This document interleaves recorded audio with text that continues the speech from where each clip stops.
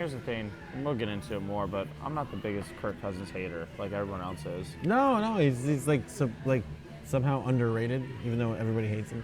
What's going on, guys? Welcome to another edition of Analytically Correct. We're here at Public House on University, connected to Shamrock Liquors. Come on down, grab some drinks. They're doing a comedy show tonight for free. Rob here, Stretch. We're going to start, or we're going to continue this week with AFC North, NFC North, and Big Ten. So we can kick it off with NFC North, I guess. My division, I guess. I hate the Lions. I mean, we're the only team I feel like that doesn't have a chance to win the division. It's the team that I would pick to finish last. Yeah, I feel like both divisions have like a clear-cut last place finisher. I don't know if they are as clear-cut just because, like, I think maybe just the down year of Stafford, maybe you can go back to like him looking more forwards again. Carry on Johnson if he can stay healthy throughout. Let's see. C.J. Anderson. Yeah, I mean the receiving core is there with like Galladay and with Marvin Jones. The offensive side looks a bit. It's kind of with the Patricia. Like if Patricia can fix things around, if he can actually get it going through on there, can we see an improvement in Detroit? But it's a tough division up and down. I think the thing about the Lions is it's like either be good or bad. Like it's the worst thing you can be is just like objectively boring. Yeah. It's like we know you're not going to win the division. There's no like exciting players. Stafford is what he is at this point. It's like we're not going to come into this season and Stafford's going to like light it up. Like he had Calvin Johnson and somehow he got better after Calvin Johnson left. It's just like if you're a Lions fan, as I am, like what do you have to look forward to this season? It's like I don't think we're going to win the division. We're not going to get the #1 pick because we're not going to be that bad. Yeah. But at the same time, Outside the top 10, like the 12th pick or something. Yeah. The best we can hope for is like make the playoffs and then just weird football stuff happens. I think the Cardinals are more of a clear-cut last place team in their division versus you guys would be. But I would rather be the Cardinals right now than I would rather be the Lions. At least you have like a new head coach. I mean, our head coach was new last year, but I don't really like Patricia. And anybody that has like a laminated play calling sheet and a pencil behind his ear, it's like you're not doing anything with that pencil. It just stays there. Yeah, just stick it in your beard. Like what's the point of it? Yeah, I don't understand. But I would rather be the Cardinals. At least you have like Kyler Murray coming in. You have David Johnson. Like we don't have any exciting players, offense or defense. I mean, Darius Slay is like our best defensive player. Darius Slay's a damn good defensive player though. Yeah, I mean we signed Frank Clark and everything like that. I'm just not super excited going into the season as a Lions fan. It's like I'm not really. Yeah, no, I mean and I don't see like why the optimism would be highly up there. Obviously, because when you have Aaron Rodgers, you have to see. Then you have the Chicago Bears defense over there. Yeah. If Trubisky continues to progress the way he's progressing, then you have Minnesota. Who Minnesota's still like they were let down last year, and I think part of Everson Griffin's suspension last year for like 4 weeks because he almost shot up a hotel was part of like the fall for Minnesota. I mean, their defense was known for being a very, very strong side. Said earlier that people want to kill Kirk consistently, but I'm like, when you can't run the ball and the offensive line can't protect you, you really can't kill Kirk Cousins. He didn't put up numbers for you to like kill him. And I'm not I'm not going to rely everything on the numbers. When you look at a lot of those games, when you know that they're throwing, I mean, their OC got fired because they wouldn't run the ball. Right. And he got fired like week 14, 15 last year. As like an overall team, you can almost say like, I mean, you could say like obviously you like the Packers because they have Rodgers and you like the Bears because of the defense. You could almost say that the Vikings have like the most complete team. Yeah, no. Like if you want to, I can make a pretty good case for the Bears, the Vikings, or the Packers to win that division. But if you're looking at like who has the most complete team, offense and defense, everything put together, I mean, there's not really a lot of holes in the Vikings team. No. I mean, they 2 years ago they pretty much lost on they lost against the Saints, right, on the freak play. Or Yes, it was on the safety missing on that tackle. When Yeah, definitely had a parlay with the Jags on that one. No, sorry, that was the Saints. The Saints missed the tackle. Stephon Diggs took it to the house. So Diggs wound up winning. And then they lost the next week. So I mean, there's no reason got dismantled by Philly. They got like dismantled by Philly that game. Yeah, which I mean, eventually wound up winning the Super Bowl. So, or was that the Patriots? No, they won the Super Bowl that year. Right, yeah. Philly did. So there's no reason. I mean, if you look at any of these teams, I mean, as long as you have Aaron Rodgers, you have a chance. And with the Bears defense, there's no reason. Defense is one of those things where it doesn't carry over as much. But with all those guys, like when Khalil Mack is on your defense, you're going to have a solid defense. You're going to be able to rush the passer. They got to be able to run the ball. That's what kind of killed them last. Chicago was what killed Chicago in that game against Philly. You couldn't run the ball. And if you can't run the ball against a team like Philly, it's going to be tough to beat them. because you gotta extend drives. You have to continue to move down against that defense. As Philly keeps 3 and out on you. Their offense, they have a good enough offense to go out there and score, 20, 30 points easily off of that alone. They will wind you down the game. I mean, I think Chicago, the big push with them is now, what's the next step with them going in? I really thought they were going to land Kareem Hunt because of their head coach being over there and how he was at Kansas City and he did a swap over. But I want to see what happens with Minnesota more of. I want to pick Minnesota. Side of me would love to pick Minnesota. But like you said, I mean, it's just something with Minnesota. What's going to stop it, Is it going to be the play calling? Is it going to be, more issues on the side with, Griffin or players being stupid? Can they protect Kirk Cousins? Because Kirk Cousins took some licks last year, and that offensive line can't protect. Dalvin Cook's got to stay healthy. Yeah. They got to have some type of, because they don't have Latavius Murray anymore. Right, and then so getting into like the running back thing, as much as you can say like the position's devalued, you still need a running back. So the Bears have Tariq Cohen, but now they don't have Jordan Howard. So who else do they have? Because Tariq Cohen is not a guy who can carry the ball 25, 22 times a game. But I think I like Cohen with Trubisky just because Trubisky, the way he moves and slides in the pocket and rolls out. He's not Trubisky. He's another one that I think he's got to find a way kind of similar. Like I made the comparison with Trubisky and Dak to the similarities on the fact that like you don't trust their arm with elite arm talent, but you trust their way of playing of trying to make a play happen. Yeah, and then like the stuff they can do as far as like the offense and everything like that with Trubisky, the way like you said how he can run, and then with Tariq Cohen who's like so versatile. I'm just more thinking of in that division. When you, and of course it's only Matt Patricia that would make your team practice outside when you don't play a game that's outdoors. I think we've killed almost every week on it. Right. And rightfully so, though. But when you think about that division, you think more about like a running type, like when it gets later in the year, you need to be able to run the ball. As much as the league now is about passing and everything like that, there's still, it's going to swing too far to one way. That's how everything works. Yeah, that's exactly what Minnesota last year kind of killed them. It came to a point where 3rd and 4, you knew, okay, they don't trust that 3rd and 3. They're not going to run the ball still. Right. Like you can still play the pass, and that was a big issue with that. I think them. Green Bay, man. When I look at Green Bay, is you have a head coach that came from who's an OC over at Tennessee. Which when you think Tennessee, you never thought offense. You're thinking their defense immediately. Like. It's just, Rodgers, I've had a hot take for a while now. Rodgers is not going to be in Green Bay for more than 2 more years. I think he's going to be kind of done with it, and he's going to move on somewhere else. Quarterbacks like that don't move, though. Like, they can, though. That's the whole thing. Not that he can't. It's just like, what would be the precedent for that? Like, what's the best quarterback to leave a team? We're saying quarterbacks don't move because of pass, but like the league's going more and more now where guys are moving on. Like, guys are leaving groups, and I understand it hasn't happened with the most major quarterbacks since probably Peyton Manning. I mean, Drew Brees, but that was with the whole shoulder. He wasn't even a major quarterback. Peyton Manning's more of a major quarterback. He got cut and then both of them had to do with like injury concerns, though. But like I'm just talking about a major quarterback because obviously Rodgers is a major like quarterback at this point. But Rodgers just want to be in Green Bay. I mean, he's going to voice the pain. He's going to get the hell out of there. Are you saying? So you said you don't think he'll be there for more than 2 more years. If Green Bay continues on going the path they're going, then so 2 more years. I mean, you can argue he already got the coach fired. So why would he leave? I mean, they're not going to trade him, right? You're saying that he might leave like on his own, or no? I mean, like he could get. I mean, they could trade. I mean, they're going to have to trade him because he's got 5 years in that contract. I was just going to look up the contract. Yeah, he's got a giant deal. Why would they trade him? If he doesn't want to be there and he's voicing it out, it's going to be loud and clear. If this head coach doesn't work out, okay, then what's next? What if he doesn't like this head coach? It's not like Aaron Rodgers is Mr. I get along with everybody either.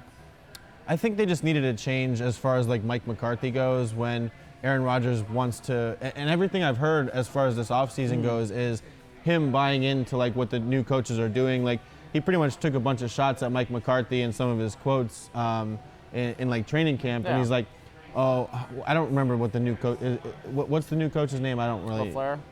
Is it LaFleur? Yeah. So he came from the Titans, right? So and like you said, you don't think about offense, but I mean, he did have Mariota, and not that they're the same guy, but as far as like mobility and offense and everything like that, you can work with Aaron Rodgers in a similar way that you work with Mariota. Yeah. But just everything that he's said so far, I think he's just so happy to be out from under Mike McCarthy. And he's said like, oh, we're gonna try to do this, we're gonna try to do that, and he's like kind of buying into everything. I mean, it's training camp. Everybody's positive at this point. But I mean, it's my thing with it over there is the fact that like I think that Green Bay's done a great job building on their defense through the draft the past couple seasons. They've had a lot of DBs over there to help out that. I do think that Aaron, when you look at it, if he's not happy, he's not going to be one to stay quiet about it. And big name players are starting to leave now when they're not happy. It's become a thing now in the NFL. It's like it's become a thing in the NBA, and it's become a thing not as much as in baseball, but in those two sports, when guys aren't happy now, it's no longer, well, you're under contract, you're going to stick around. They'll just talk and they'll push themselves out. And you hear people complain about that, like, oh, these guys are pushing their way Yeah. out. We talk about Anthony Davis, you talk about any of these guys who are pushing their way out. And it's the same fans who are complaining about these guys doing that would kill those players for not winning a championship. Yes, exactly. So it's like, on the one hand, if he stays in New Orleans, or if Aaron Rodgers, who I think is the best quarterback of all time, I mean, Tom Brady, and you're going to say rings or whatever, just physical talent. It's like the same argument for LeBron. If you want to do the Michael Jordan rings argument, I'm going to lose. But just watching the guy and the talent that he has, it's just the best quarterback that I've ever watched. Like some of the throws he makes, all that kind of stuff.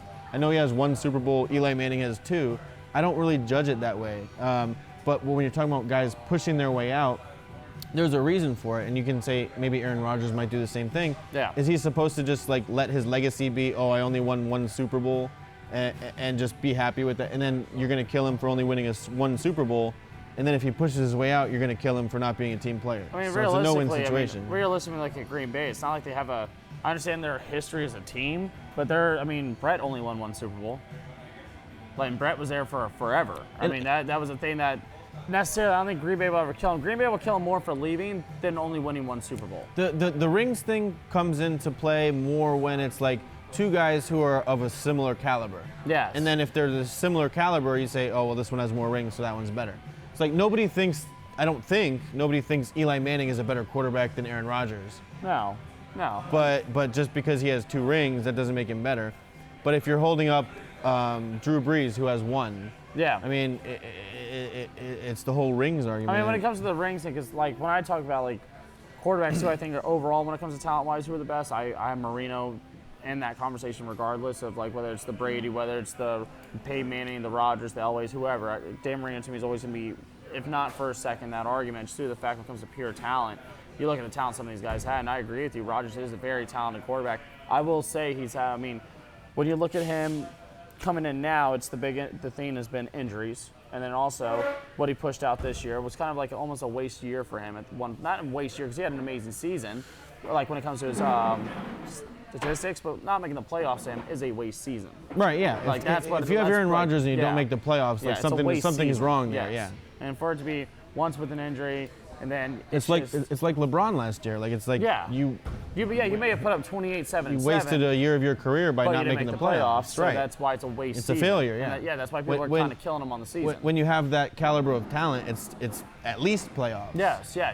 That was like the expectation. That's like the very bottom. Yeah. And that's why Green Bay is always in the expectation to win that division. Where you look, and I understand the division is tough, but this is where I do give a lot of. It's tougher now because there was points where that division really wasn't all that great. Where Detroit was getting their ass kicked every Thanksgiving.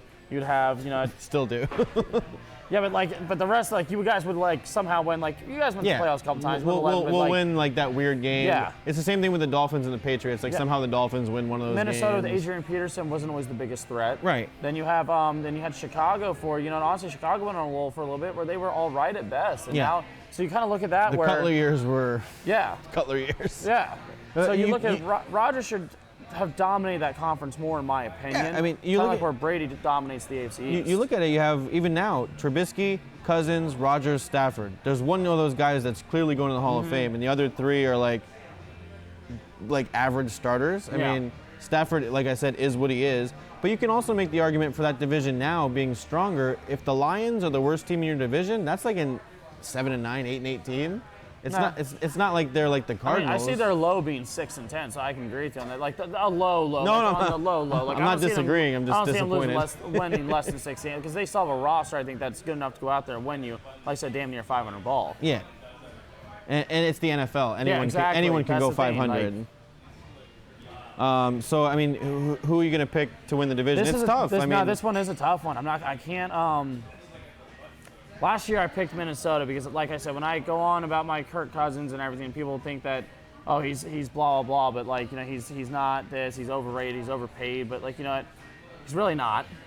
in all reality. Like when you want to put his standards up to numbers-wise, yeah, if you want to put his win-loss and this and that, you're going to go ahead and do that. But tell me his best receiver in Washington. At one point, it was literally Terrell Pryor. Yeah. Like, and I hate saying, like, Terrell Pryor, don't knock Jordan on you or Reed, anything. And Jordan Reed can't stay healthy more than 10 games. Yeah. When you have a tight end who's an elite tight end for 7 games, unless his name's Gronkowski, right, that doesn't really work out. Like, it's... I want to pick Minnesota, but Chicago's defense to me is really saying something. If Trubisky does, like, this is his 3rd year, if he makes like that next step, if he's just like a little bit better than average, like that defense is so that's the sick. thing. That's where, and that's what we kind of talked about last week with, we're talking about Dallas. We keep wrapping our minds around this offense and who needs to get paid, but in all reality, their defense is the bright spot of it. So if you can just be somewhat average and play well, then just don't lose the game. Yes, let your defense when you don't lose the game for people. I think Trubisky following in with that.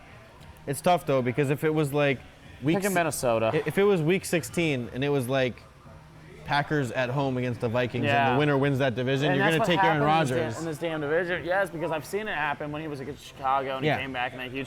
I'm picking Minnesota, and I know that this can bite me in the butt again, but like, to be honest with you, man, I see Minnesota somehow, like I said, they're complete. They're going to figure out the offensive woes because it's as simple as run the ball They're more. the most complete team. Yeah, it's like if Dalvin can stay healthy, I would like to see what happens. And Dalvin was a very good back in college. The thing with him though, it's like for some of these guys, it's like eventually after you say year after year, if he can stay healthy, like you just know he's not. This is the last year I think he's under that, and I think this last year you can say that because after that you just have to the expectation of how many, like I said about Jordan Reed, how many games is he going to play this year? Yeah. But like my thing with Randall Cobb, probably play 7 games for us realistically. Yeah. Maybe if he plays 12, I'm shocked. It's the thing where everybody's like has this guy in fantasy, and it's like if he just stays healthy, my team's going to be so good, and it's like of course he gets hurt. Like of course, Jordan Reed, of course he gets a concussion. And it's like it's just part of the game. It's like some guys just do get hurt more, and Dalvin had hamstring issues throughout college, and also now in the NFL it's carried over.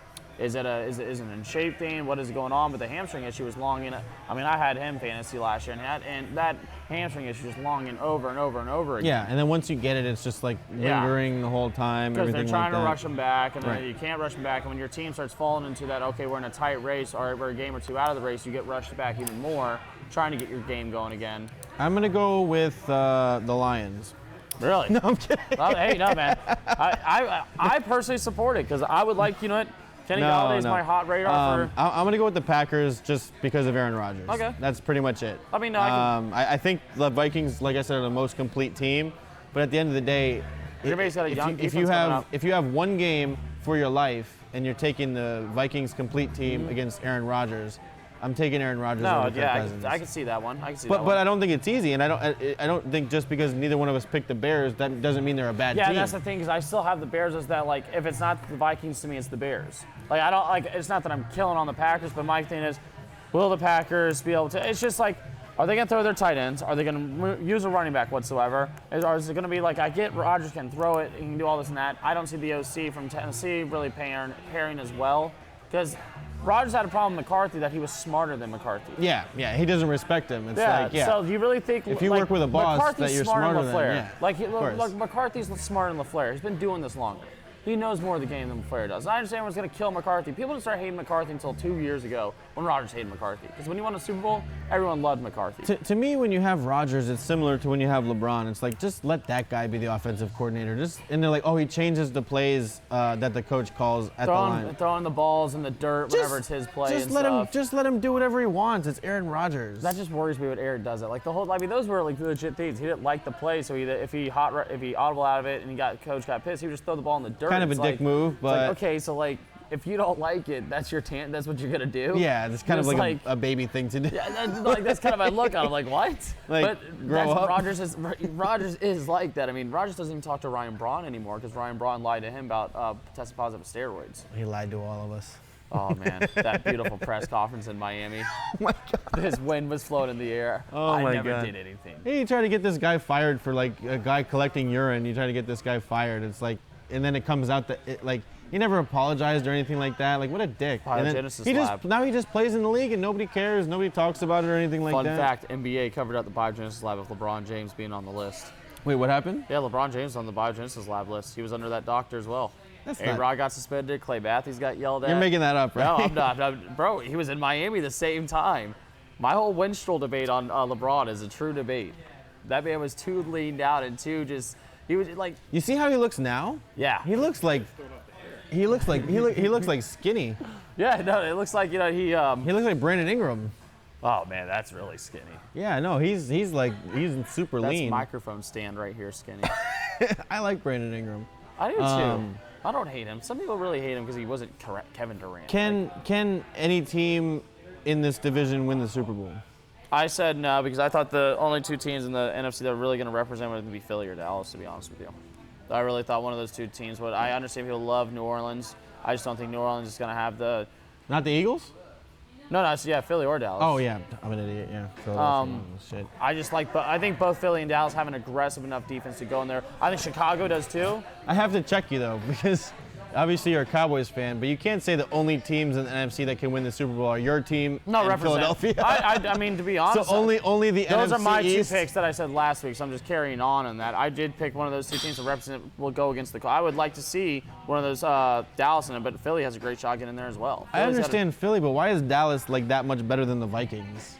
Well, we made the playoffs last year for starters after starting 3-6. Didn't the Vikings make the playoffs too last year or no? No, the Bears did. Yeah, same thing. I mean, and the Bears, they can't run the ball, and it's not looking much easier for them to run the ball. Would you right rather now. have Kirk Cousins or Dak Prescott? Kirk Cousins? That was a pretty quick, easy Kirk answer Cousins. for you. Like, it's not even. Look at Kirk's numbers this year. He can throw the deep ball. You tell me you have put Ezekiel Elliott in Minnesota, and they win the Super Bowl. Yeah, Chase said the Rams. I don't have all the teams in front of me, and I have a The Rams. terrible The memory. Rams aren't a bad choice. I just defensively, the Rams are awful. Like, that's one thing that really kills them. They have Rams, the best defensive player in the league. Their defense is not bad. that does not make them the best defense. They were like 28th last year in defense with Aaron It depends what numbers that you go by because No, you can't. it's the same thing as like the Warriors. When you go by tempo and when you run as many plays as the Rams run, your defense is going to be but on when the you're giving up 30-plus points a game, that doesn't make you a good defense. right. But your defense is on the field more. Like it's the same thing for the Warriors. Just because the Warriors give up 107 points a game, it has to do with tempo and that whole kind of The thing. Rams don't have a good defense. They do not have a good defense last year. They have Aaron Donald. Doesn't mean they have a good defense because Talib, he was getting beat up. Then you have Marcus Peters. He was getting worked by Michael Gallup. Like, I mean, you have Ndamukong Suh was kind of like really was not a great player for them, like the way you would think it would happen. You had what's-his-face from Jacksonville that came in that didn't make a big impact. Like, I get they have the names, but their offense was definitely the focal point. I think Todd Gurley's going to be the big – if Gurley's healthy, yeah, the Rams are definitely a threat, but I don't know if Gurley's really that healthy this year. I don't get the whole like everybody being down on Gurley thing. Like I know he had like a bad end of the season, he had a bad Super Bowl and everything like that. And it's never good when your running back that you're paying like $60 million to guaranteed has like arthritic knees. Yeah, But at the same time, like it wasn't an issue until like the last 4 games of the year last year. And running backs just get hurt. That's just what The happens. thing is, he's just got to – the only reason why I'm more down on Gurley – it's not that I'm necessarily down on Gurley, to be honest with you, because like I still think Gurley should be a top 5 running back at the end of the day this season because it should be utilized that way. He will be used. It's just more the fact that I don't see their defense for the Rams taking them to a Super Bowl because Philly's defense would come right after him. Dallas's defense is going to come right after him. You have a lot of guys on those teams now, on those defensive units that are more of a defensive team. Philadelphia and Dallas both play very tough defense, and you can't say the same about the Rams. You can say offensively they look good, but I don't know. With the Rams again, it's all going to come down to Gurley, I think. And if Gurley does have them, he's had 5 ACL surgeries through his career. Like I'm just like I don't even know if you made that number up, but it sounds right. No, Georgia. I mean, he had 1 in high school, 2 in Georgia, 2 in the NFL. Now it's like this is now coming to the point where it's like, okay, how much more beat up on your knees can you get? Because I get medical, we are going to continue to go more and more, but if you consistently get that area hurt, it's kind of like the Derrick Rose thing, you know, it's like your knee keeps getting hurt. And you keep getting surgery on it and it keeps getting hurt again. It's not really recovering the way you want it to recover. Yeah, and eventually, I mean, I'd be curious to say if you got these guys in like an honest moment, would they want to take that contract back? And would the Cowboys kind of model themselves after that? Like, it only takes 1 injury for a running back, and then you're tied up with this much money as far as paying running backs like that with Zeke and everything. And not to get too far off of like our structure, which we never have a structure, but the whole Zeke thing, that it kind of elevated it to me because at first I was like, he's playing no matter what, but he just came out and said, if I don't have a new contract, I'm not playing. You can't back off from that comment. I'm still not buying into that. I understand people are going to say that, but it's to me and maybe that's what it was meant to do, but to me that changed things because I was like, he's just doing it for leverage. But once you say, if I don't have a new contract, I'm not playing, if you don't get a new contract and you play, you're not going to have leverage ever again. My personal thing with him saying that, I'm just like, all right, so what are you going to do, sit out for 2 seasons? Because you're under contract control under 2 seasons without tags. He could sit out for 2 seasons and he would still go to another team and get like a $50 million contract after that. I mean, you're not sitting out 2 years and getting a $50 million contract. I didn't think Le'Veon Bell was going to sit out a whole season. But that's the thing. Dallas came out and tried to offer Le'Veon Bell numbers, not Todd Gurley numbers. And Zeke's team didn't want that. They wanted more, if not the same as Todd. Usually it's more. You want to one-up the guy who just got paid. Well, it also... Because David Johnson's also getting his pay too. It should be more because he's younger and he doesn't have the injury history that Todd Gurley has. I'm not disagreeing. And he's more of... I don't know if he's more of the offense. He's at least an equal amount of the offense. Oh, no, he's more of the offense. Not equal. His usage rate already shows that. Jared Goff doesn't have the season that he had last year if Todd Gurley didn't have the season he had last year. Zeke has the season he has, but Dak is going to slow down the team if you have the same usage rate that you give Jared Goff. The Rams also have Sean McVay, and the Cowboys have Jason Garrett. It's like they literally have Cooper Kupp. Cooper Kupp, it would have been our best receiver, and they still have Robert Woods and Brandon Cooks on the other end. I mean, their team is more of an established team. That's why their window is, I think, maybe a year or two longer, because once Goff gets paid, the Cowboys are ahead of them as far as having to pay people. The Cowboys, it's this year or next year. You're paying everybody. You're going to lose people. Like, for a newsflash for Cowboys fans, if you want to pay everybody, you're going to lose Jalen Smith, or you're going to lose some of these defensive guys. I don't think the defensive talent's what you need to lose. Or Byron Jones. Byron Jones I like a lot, and I feel like, and I understand I've said before that we probably won't pay him, but it's just I don't see us doing it if we're going to take over on the offensive side. We're going to really look at it. Rashard's got to stick around for us really not to pay Byron Jones, because Rashard does work really well with the defensive backs. Xavier Woods getting a lot of praise coming out right now. I do want to see that maybe he moves into the head coaching job next year if Jason Garrett doesn't make that next step, which he won't. He won't. Like, so you said that you don't see Zeke sitting out 2 years. I mean, someone's going to do it eventually. No. You don't think anyone will ever sit out 2 years? Because what else are you going to do during those 2 years? Because every year you sit out, your value drops. Le'Veon Bell's value did drop. He made less money with the Jets than what the Steelers were offering him. But he also has added an extra year to his career. To an extent, but if you're not in football shape, which I get, getting beat up is still part of football shape. And not getting beat up is like, it's going to take away. It's a difference on that. He's going to come into camp. That's why I'm happy that Le'Veon's in camp and doing what he's doing, because he does need to get acclimated again after being out for a year. Yeah. Zeke not being in camp, I'm not upset about. Yeah, he's in Miami getting $500,000 worth of jewelry stolen from. Can you imagine? Some of us won't even make $500,000 in our life. This guy got it stolen from him in one night. Like 3 Cuban chains, and they're just all sitting out. Those are I guarantee you, like $500,000 jewelry for him was probably like a watch. Yeah. Like, it wasn't like it was a load of that's another thing that we could have related to. And it was on like the third line of like the ESPN top headlines. Some guy losing $500,000 in jewelry. It was like a watch and 2 chains, and you're just looking at it, it's like, wow, like that's really that's what his $5,000. He didn't do himself any favors as far as like public sentiment in the off season for like people being on his side. Like, he couldn't almost have done anything worse. Sits out, just hangs out in Miami, puts out an album. He's just like partying, getting stuff stolen from him, and it's just like. I think the thing with Dallas is going to kill him is we're not going to. And I've said, out of all the guys, I don't think we're going to get Zeke back. I think we'll get him this year. If he doesn't play this year, then if I was Dallas, all right, go ahead and play your leverage now, because you have 2 years of contract control. If you don't play that year, if you don't play it all that year, that doesn't count towards your contract. You start sitting out games, you're not getting paid on that contract. You're not going to get paid for not working. Right. So, like, he's just I understand what he wants, but he's just going to dig himself in a deeper hole. I just thought it brought it up a level when he said, I'm not playing without a new contract. Just with seeing other guys and, like, seeing years of this with guys and the way they play their contract holdouts and the way they try to play their, I just feel like this was always going to be the year that he was going to warn and put a stern warning. Supposedly he warned them back in January when they were going to put that stern warning out, and then next year was going to be a whole nother story, but I don't know.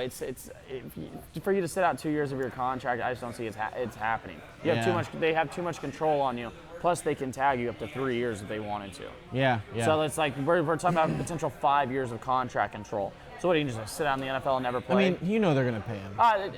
We all know they're going to pay him, right? The question is, what are you going to pay him? And I'm not for any of our guys making top dollar, because I hate to say it, your guys If you want to have a team to have a window, a bigger window of opening. But if you can win the Super Bowl this year, like Dan was on with us last week, and he's like, if you have the talent and the team to win the Super Bowl this year, who gives a shit what you're paying Ezekiel Elliott 3 years from now? If you win one Super Bowl, it's worth the whole thing. If we have a lackluster quarterback throughout this, we don't have a large window. But Dak is the quarterback. That's what I'm saying. Like, if we're gonna keep a consistent lackluster quarterback, I don't believe our window. You can't have a Trent Dilfer with that Baltimore defense for years and expect your window to still be open because you have like Rex Grossman in Chicago. Yeah. Those windows close because your quarterback can't keep them open. It's what I said last week. If you are going to pay that money to Dak, he shouldn't need Ezekiel Elliott. You should not, exactly. You should pay one or the other, in my opinion. And then keep the defense. Realistic, yes. And you and I came in agreement on that one. I completely agree with that. I just don't look at Elliott as right now, and that's not saying we don't need him. Obviously, we need him. We clearly need him on offense. But it's just I don't see him sitting out this season. It's not even like Zeke also is like not making that much money. Like it's for this year it's $3.9 million, which is underpaid for him. But they picked up the 5th-year option on his rookie contract. That's $9 million for 2020. The reason why I can see his anger is because when you look at the usage rate, it's higher than any other running back in an offense, and you look at that running him with 8-man box, he's the highest in that as well. And it's kind of like, all right, when you're potentially seeing this much wear and tear, because you're seeing 8-man boxes 58% of the time, right? Because Dak can't throw past 20 And these guys yards. know that they only have a certain window. Like yes. Zeke knows, whether he's smart enough to know it or he's paying people who are smart enough to know it, he knows that whatever the next contract he gets is going to be his last big contract. Yeah. And he wants his. I mean, the thing is guaranteed money. That's what it's going to come down to. It's when you come in, the rookie contract is not that much, and then the contract after this one he's going to get now is not going to be that much. Whatever he makes in football is going to be mostly from this contract. That's why it's so important to him. And not to mention, like you said, the 8-man box thing, all the carries, all the catches, all the touches.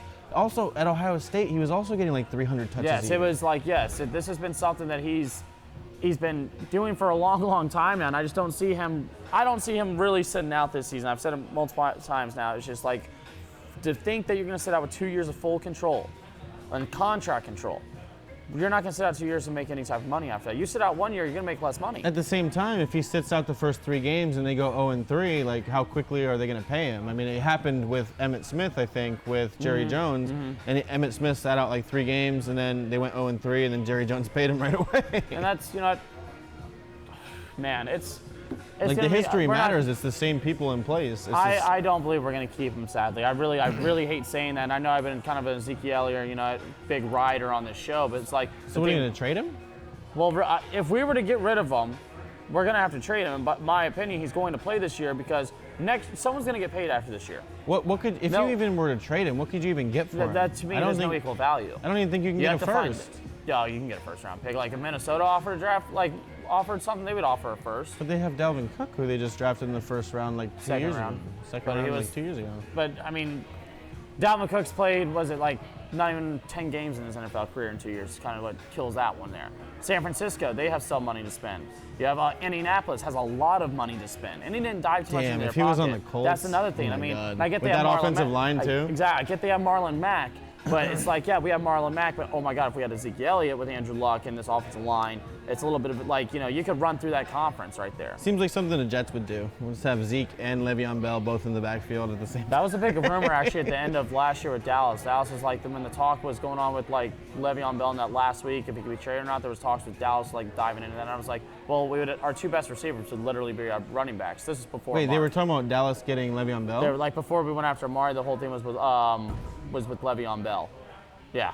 To have him and Zeke? Yeah, I didn't like the whole idea of it. I don't know. I did not like the whole idea. It's kind of interesting. I don't know how unless he was to be put at receiver, which I still. You're just gonna have like that. 2 backs the whole time? Yeah, but this isn't 1965. It's not mad dual option, yeah. So speaking of Le'Veon Bell, we'll get into we had our contractually obligated Le'Veon Bell and Ezekiel Elliott talk. Yeah. But the AFC North, you have Bengals, Browns, Steelers, Ravens.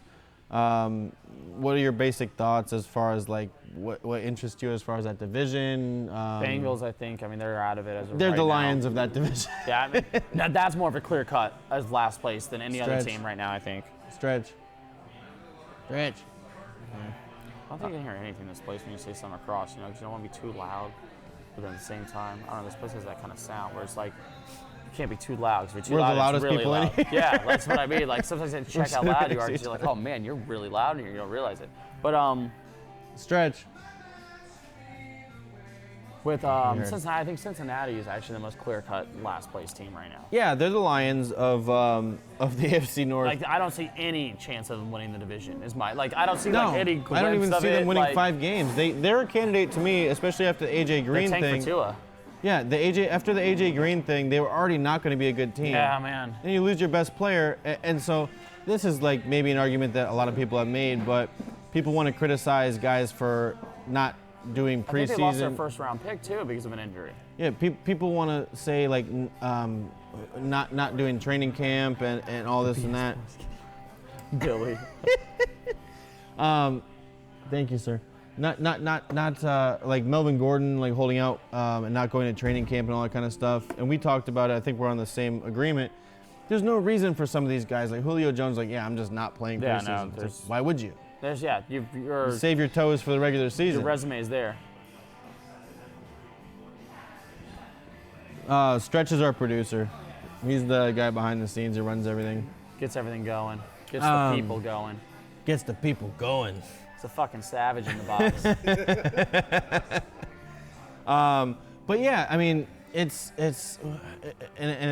easy to say once AJ Green gets hurt, but what is AJ Green doing like running drills in preseason? Like show up week 1.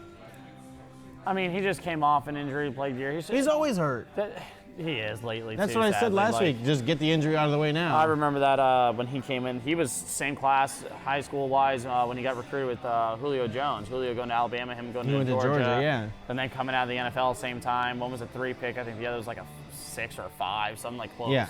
Like they were both right. Ridiculous. Like that was a fun night to watch. AJ, man, the worst part about it is he's got Andy Dalton thrown to him. And it's like when you talk about, I hate, like, my argument towards Larry Fitzgerald is he is the greatest wide receiver to play the game.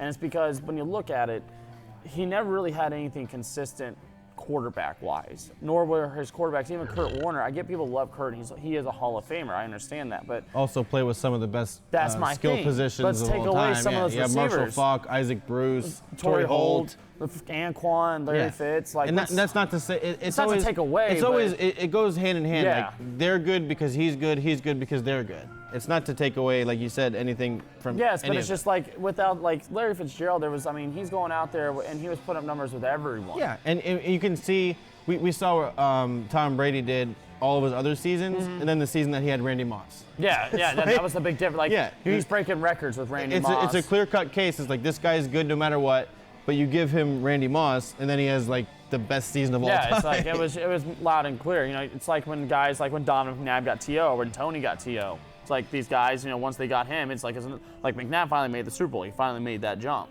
once TO came on. So we covered the Bengals. We can pretty much cross them off, right? I mean, Yeah, I just just running don't see it, running man. back Andy Dalton again. One interesting thing: what if the Patriots said to the Bengals, "I'll give you my first-round pick right now for AJ Green"? I don't think they would do that, but which team would say no? I don't know because if I would see the Bengals moving it more than the Bucs moving Evans, just because the fact the Bengals are kind of looking like they're gonna be in a full rebuild here. Well, also very because soon. he's hurt for like the first. Well, yeah, but I'm whatever just it talking about is. like receiving prospects that could be traded. Yeah. And I see an AJ Green. Like last year, my big thought with Dallas was going to be the Mari Evans or AJ Green. Evans Ended up is being younger Amari. too, though. I wouldn't Yes. trade Evans. I mean, It's just if they can get something, are they going to keep buying into it? Because the big problem with them right now is, they'll have that receiver. You're going to pay that receiver because he's coming up on a yeah. contract. But You're this gonna is the be able last to- year yeah. with Winston. They're gonna see. I think they're probably going to move on. I'd be very I mean, I'm not saying Arians can't change Winston, but what happens once Arian leaves 2 years later? At some point, you throw so many picks in the third quarter that that's who you are. And it's just like he may have his best season with Arians, but if Arians leaves, then what? You know, it's like, okay, so like who's the replacement? Is he going to be good as Arians? Will he keep Jameis going on? Because that was a big thing. Quarterbacks may progress, but they have to progress in a different system if they get coaches that work for them. Yeah, to me, Jameis is who he is at this Yeah, point. like it's it's arguably the same thing one- with Stafford. It's like it's not that he's bad. It's just he is what he is. And When you look at 1-2 picks, it's a real. I mean, both the Bucs wouldn't have been any better with Mariota. Yeah, I think yeah. they've been worse. Mariota, It's to be kind honest, of as like weird as that sounds. watching college football too, like we do, it's kind of disappointing, like how good both of those guys were in college, and then neither one of them winds up panning out. Well, I mean, that's kind of like why I like the NFL and the way it really like eliminates a lot of these guys. Is you look at people like Troy Smith or like RG3 who could win Heisman's, but then they come to the NFL and the transition is nowhere near what they thought it was going to be for them. The RG3 thing though was injuries, because he was good when he. And he wouldn't change his game. No, he was good though when he played. For a year. Yeah, but and then you could also say like the way he played, he was always going to get hurt. Well, I mean, he didn't want to be like he was trying to strictly be a passer. He didn't want to use his legs anymore too. I mean, he didn't get along with Shanahan. Didn't get along with Gruden. He doesn't get along with coaches too. I feel he's very uncoachable. If you have an issue with 3 other coaches in the NFL, it's kind of falls on that. I think as far as like interesting things, this division, AFC North, is like one of the more interesting divisions because you have like what's going to happen with the Ravens. You have Lamar Jackson. Like, can he actually throw the ball? Which I'm a Lamar Jackson fan. I think he's going to wind up having a good season. Like, he wound up coming in like short notice last year. He's behind Flacco. I'm sure he's not getting too many reps. Like, I watched him at Louisville. He can throw the ball. And you have like the whole stability of the Ravens and the stability of the Steelers. These are 2 teams who always seem, no matter what happens, to be in the mix, or like they're never like bottom of the cellar teams. And then you have what's going to happen with the Steelers and Roethlisberger. Now you don't have Antonio Brown, you don't have Le'Veon Bell. What's going to happen with that whole thing? And then you have the Browns, who are like the up-and-comers with Baker Mayfield, Odell Beckham's. Like, everyone is going to want to watch the Browns this year. Huh? You see Freddie Kitchens today? I did not. Oh my God, this guy like going on a rant about if there are any leaks, I'm firing you right away. Leaks? Yeah, in there because I guess he fired their offensive line coach, and he was going on a big thing about it. And he was talking about how you can't be leaking information, any type of leaks. We're gonna just fire you, and we're gonna give him a review right away. I think Kitchens is right now looking at the point where, I was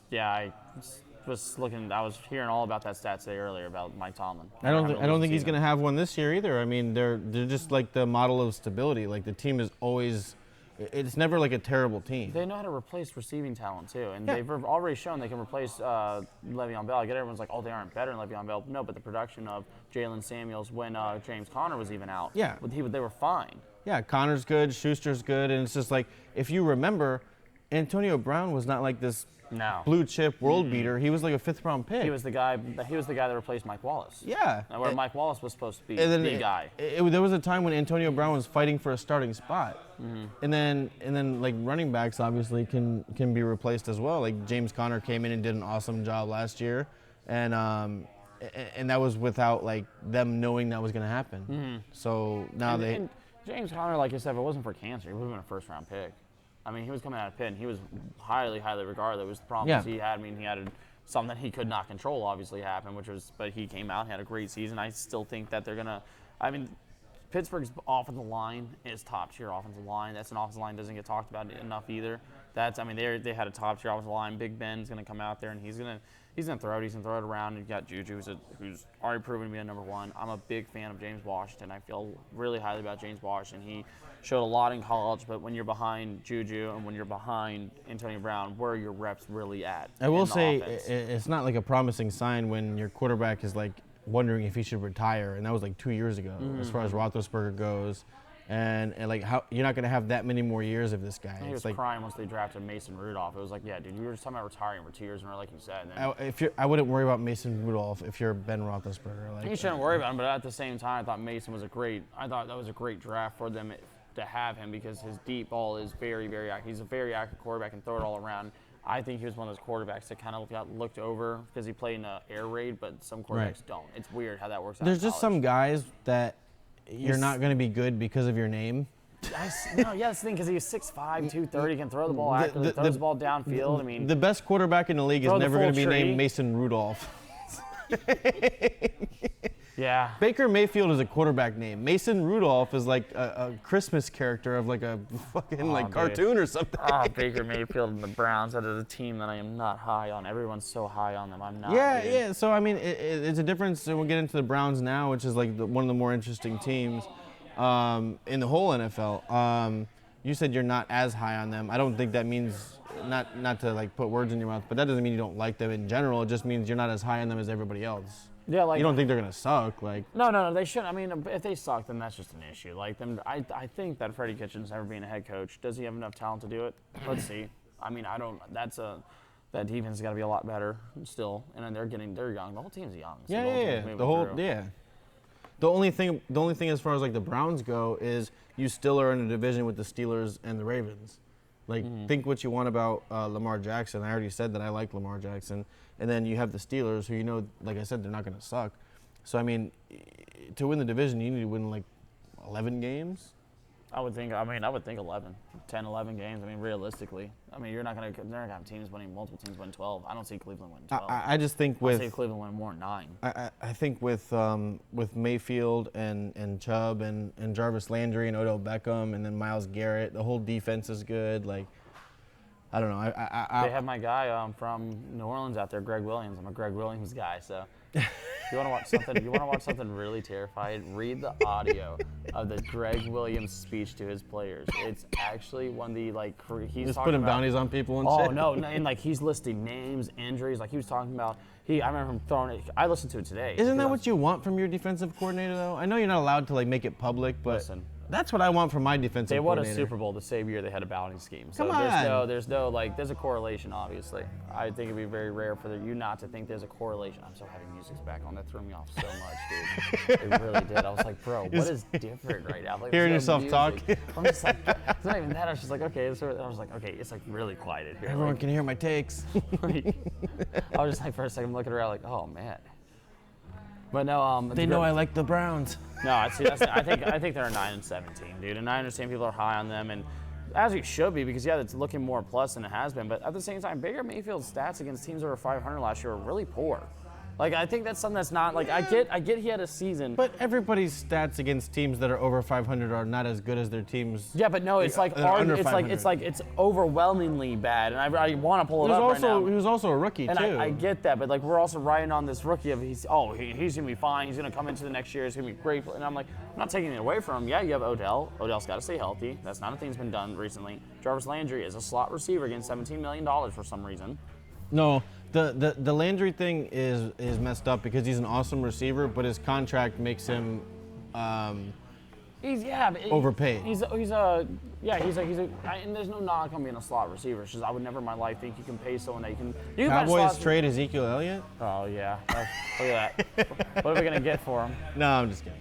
My biggest fear is we do something like that and get like Leonard Fournette. And I'd be like, great, we got this bum. I hated Fournette. I've always hated Fournette, dude. Drag him. Dude, I am about to, man. It took a fight for him to go play against Florida, bro.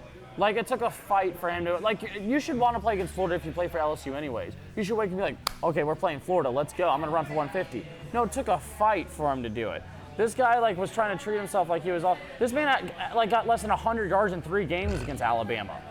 I was never a Fournette guy. Comes in the NFL, all these Jaguar fans talking about how great he is. I'm like, ah. I don't know. He is awesome. It's just hard to defend. He's one of those guys, when you watch him work out at a draft combine, you're like, man, that guy'd be awesome. When you watch him play in the game, it doesn't translate the way. Well, he's also looked like he's 35 since he was 15. It doesn't translate the same way. If you look at him in his high school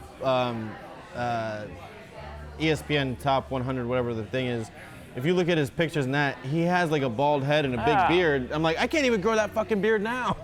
It's the milk and the hormones in the milk. I didn't get any of them. So. I need some of that milk. Sure, you're telling me. I'd be taller than 5'5". So who do you have winning the division?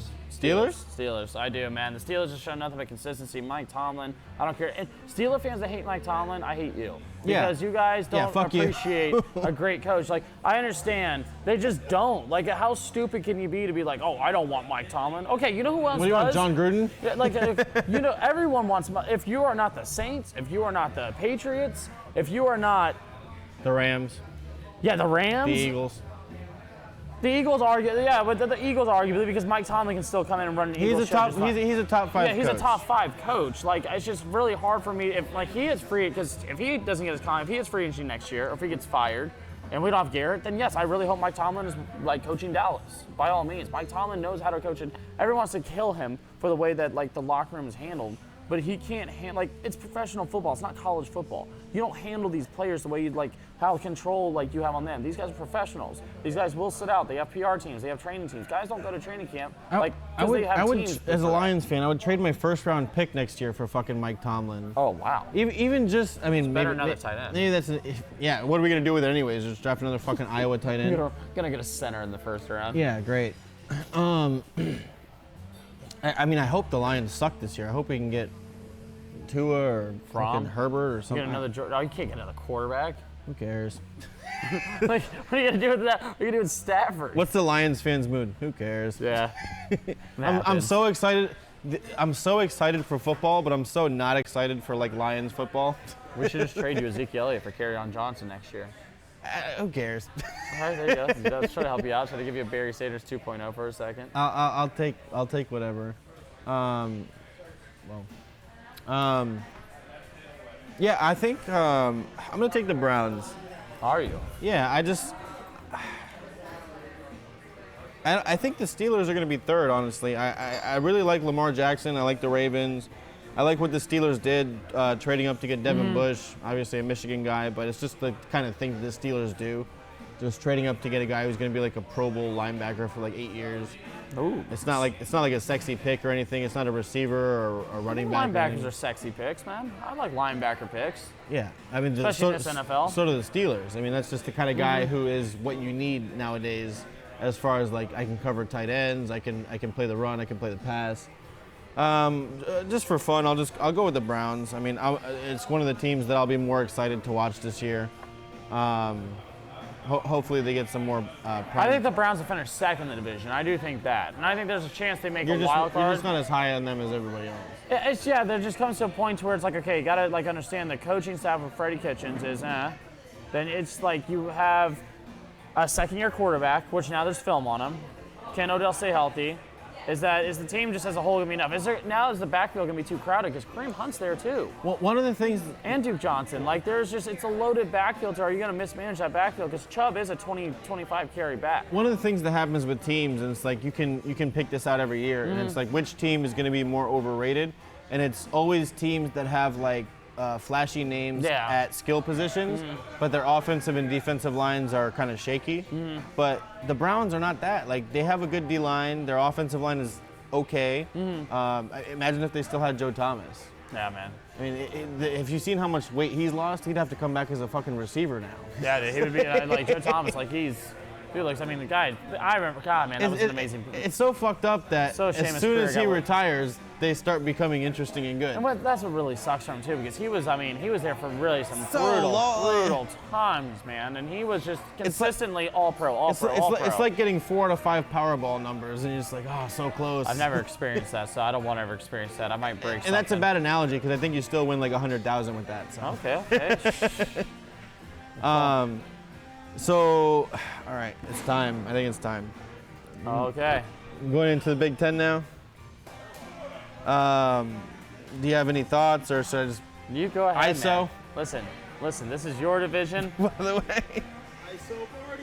Give me a reason right now why Michigan can't win the national championship. Just any reason. Oh man. What do you mean Harbaugh? Harbaugh is a good coach. I will not hear it. He is a top 3 coach in the sport. Whoa! Stop. Over who? At least everyone else except for 2. I mean, so he's over Jimbo Fisher? He's a much better coach than Jimbo Fisher. Christ, Jimbo Fisher just got ran out of town. This man should be run out of town. He can't beat Ohio State. He's not better than. See, I got him set the top 3. I would have just sat back on top 5 because but you could have said anybody, and you said Jimbo Fisher. Because, like, how are you gonna say someone who's won a national championship, who won 29 straight football games? Okay, Michigan has never had a Jameis Winston as far as college goes. Every year you're supposed to have the quarterback guru as the coach, is my point, and he's not even better at coaching quarterbacks than Jimbo is. All right, we have Shea Patterson. What did we have? All right, I've heard enough of Shea Patterson. What do you mean? You look at his numbers. He was good last year. I'm not taking. Okay, but here's my thing. Like, the top 3 comments where I'm was thrown off on, because there's some like. You only named 1. Okay, well, I don't have to. And it was Jimbo Fisher. How is Jimbo not better? than Harbaugh. Like more objectionable. Even Jimbo proved it in the Peach Bowl against him. More objectionable than me saying that Harbaugh is the top 3 coach is you saying Jimbo is the top 3 coach. No, because Jimbo's actually won a national championship. How is that objective? Come on. This man had Andrew Luck and won the pack. Like, I don't want to hear it. Like, I'm not saying that he's not. I'll give you top 5, and I won't even give you that. I just will stay quiet on top 5. Just not top 3? Top 3 is aggressive. That was aggressive. Like, that's tough. James Franklin's still a very good coach. I'll give you Saban, and I'll give you Dabo Swinney, and then I'll give you Jim Harbaugh. Man. All right. That's for someone. I thought we were clearing out here. Well, to each its own on that one. I don't hate Harbaugh. I hate the hype Harbaugh brings to every. Harbaugh brings Dallas Cowboys hype. That's what he brings. You're Dallas, a Cowboys fan. And I hate it. What do you mean? It's frustrating. Are you kidding me? We're right now talking about paying 3 people. One of them's going to get paid the most. Shouldn't even get paid. And then we have one guy that we're probably going to trade as our best player, and then Amari's just sitting back like, well, I know I'm getting paid. All right, so the team that we haven't beat since Harbaugh has been there is one of like the top 5 teams in the country every year. Okay, but it's not like we're losing to Rutgers. It's your biggest rival, though. Don't downplay that. Of course I'm not happy about it, but it's not like we're losing to Rutgers. I get that, but it's any game he's lost against Ohio State, he's never been a favorite. I mean, except for last year. Last year we were the favorite. Michigan State, his record isn't like the most amazing record. Michigan State either. And D'Antoni, I'm not taking away. I think he's a better coach than D'Antoni because he can recruit a lot better. Yeah, I mean, I'm not even giving him the credit for recruiting because some of these places, like I said, recruit themselves. Michigan almost recruits itself. Yeah, but you still have to have a good coach to recruit to change the deciding factor between like guys that are on the fence between them. Oh, now everybody wants to chime in. We're talking about the fucking Jim Harbaugh thing. See. Just. He's a Gators fan. The Gators won't even play Miami. They're scared to play Miami. Oh man, they're gonna play them this year. So it's a little fun. Yeah. It'll be a fun one. I'll be honest with you. Dan Mullen could potentially be better. Like, I think Dan Mullen, depending on how he runs Florida, could be better than Harbaugh. Oh my God. If he wins the SEC, if Dan Mullen pulls out the SEC. Top 5 defense every single year, and we haven't had any quarterback that's worth a shit. Every single year, what does Ohio State have? You say, oh, we haven't beat Ohio State. What did they have? Dwayne Haskins just went in the first round. You had Cardale Jones, who was like a fucking 3rd-string quarterback that won a national championship. Who was running the ball? All these other guys.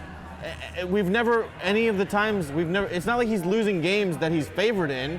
Okay, but when Ohio State didn't win the Big Ten, Michigan still did not. Penn State did. So there's been other winners outside of Ohio State is my thing. And the one year when whoever the fuck the running back was for Ohio State, it might have been Zeke, and he does the little gallop thing. The play before that nobody remembers was a holding call. That was not a defensive holding call. I remember. You know what that reminds me of? Oh, everyone shows the highlight on ESPN. Oh, no. And Ohio State runs the ball in, and the play before that, we stopped them. Also, what happened the year before that? Oh, Terrell Pryor, or whoever the quarterback was stopped short, and they called it a first down. Wasn't a first down. Go back, look it up. Wasn't a fucking first down. Oh, you're talking about, I remember the big game was Braxton. Yeah. It was Braxton. Yeah, it wasn't a first down. Or JT, it may have been JT, actually. Yeah, that was a huge. But here's the thing. I get what you're going on there. Say it to somebody. I'm not upset. Okay, listen. I'm upset with the top 3 comment just because you got to win to be in the top 3. It's just plain cut, dry, and simple. You have to win to be in the top 3. I mean, coaches with national championships, you can't take out the top 3. He had one bad year, and his bad year with Texas A&M wasn't even really that bad of a year. Last year at Florida State wasn't great. So a bad year for Michigan is like 2 losses. Bro, I'm just saying, you can't put him, will I put him above Les Miles? I'll put him above Les Miles, even though Les has a championship. I'll put him above Les Miles, because he's been more relevant, he's been recruiting better, and also Les is in Kansas now. But just because he got ran out of town at Florida State, he didn't get ran out of town, they got outbid. Let's not forget that. No, Jimbo Fisher got ran out of town by boosters because he gave up on recruiting. Marty, he got outbid. He said, I'm not going to recruit if you're not going to pay me. They didn't pay him. He didn't recruit. Then he went somewhere else to get paid. That's the reason why they had a top 5 class last year. I'm just saying, Jimbo's got to be in the list of top. If he's not top 3 for some reason, he's top 5. And if you're going to have Harbaugh that much ahead of him, I want to see a Big Ten champion. I want to see a Big Ten champion at some point. So do I. I do think that you guys, this is the year where it looked like, I like Ryan Day, though. I do like Ryan Day a lot. Oh, give me a break with Ryan fucking Day. Hey, man. So, I like people under the urban tree. we have Urban Tree. We have Urban Tree. That doesn't sound He good. said he'll never be Urban Meyer. Great, so he has morals. We have every important game at This is home. the first time, Chase, I've ever like truly agreed on someone so strongly as Urban Meyer. That's where our agreement He's comes a Florida fan. You can't agree with him. I appreciate that he talks about Urban Meyer in a good way. Not a lot of Florida fans do. Didn't mean to cut you off. It's a shock for it. Yeah, what a good guy Urban Meyer is. He said he needs to spend more time with his family to get out of Florida, and then immediately he goes to Ohio State. He's a fucking liar. What do you think about Penn State this year, man? Do you think James Franklin consistent? I mean, That's one of the games that I'm actually worried about. That's the toughest game that we have on the road. I don't know. I don't think they're returning a quarterback. losing their running back. Yeah, I mean, there's always like one game that's gonna be a weird, tough game on the road. That wouldn't be a weird, tough game on the road. That would be like an actual hard place to play. Yeah, Happy they have all Valley's their tough, stupid yeah. white pom poms and bullshit. Poor son hurts. But I don't know. If that's so, because I know they have a lot of home top games. 5 college coaches, Brian. But we have all the important games at home. We have Notre Dame at home. We have Ohio State at home. We have That Michigan Notre State Dame at home. game. Them beating you guys, the only thing that solidified them is like somewhat serious and pissed me off. I hate Notre Dame. Well, Notre Dame is horseshit. Everybody hates them. First of all, they just there's no picked other us, team in like- college where everybody is their rival. Yeah, what? It's like who's your rival? Notre Dame. That's for every team in the league. and at no point also- were they a top 4 team last year. Also, why are you allowed to be independent? What the fuck does that make but all sense? their other sports are ACC. Yeah, how does that make sense? You just play whatever schedule you want, and then you don't play anyone tough, so you're always up there. Oh yeah, Ohio State did beat Penn State down 17. I mean, Ohio State, man. And that's a team that's gonna consistently like recruit itself in a sense as well. But at the same time, I like what I want to see what Ryan Day looks like underneath after being with Urban. Urban does do a pretty good job with his guys because you have I think he cheated on his wife or something. I don't know. I might be making that up, but I thought I heard something. Well, there like was the that. story where He did, right? Urban didn't want to lose his other. Yeah. So these guys, listen. I have no idea.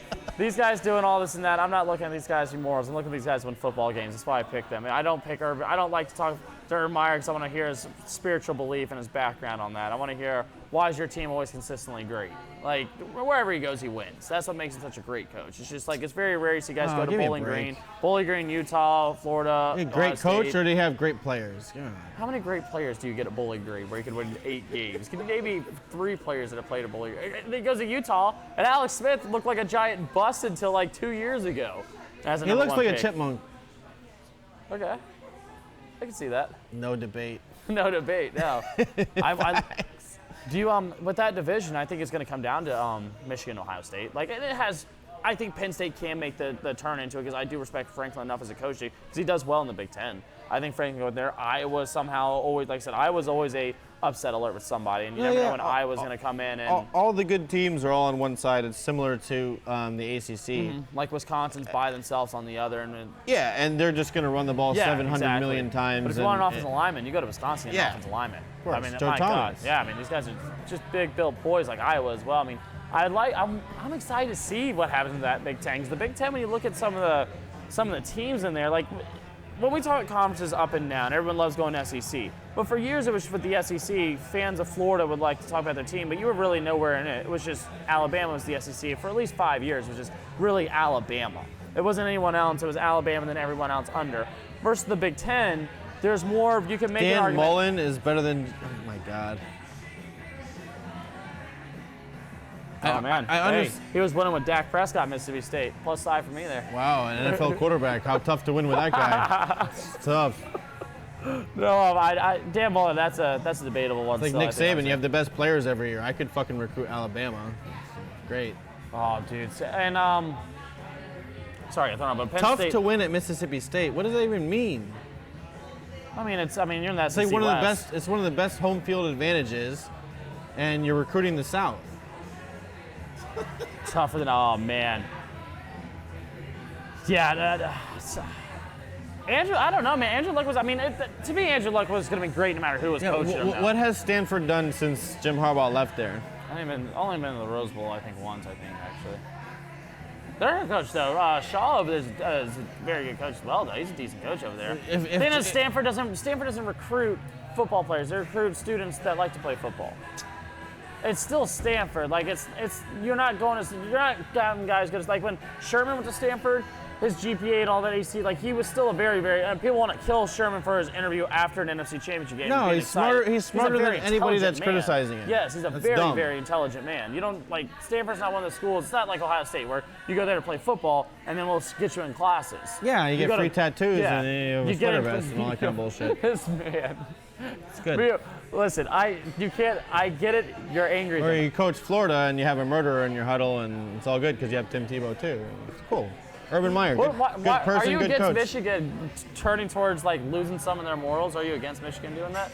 Oh, I would sell my soul to win the national championship. Whatever the price of a soul is, I would sell it right now to win the national championship. I do think that you guys, it's going to be between Michigan and Ohio State. I think Penn State makes that potential run in. I think Michigan State can rattle some games. I would slap my mom if it meant that we could win a national championship. Wow, dude. Is Mom watching right now? I hope not. Such a good boy. I love you, Mom.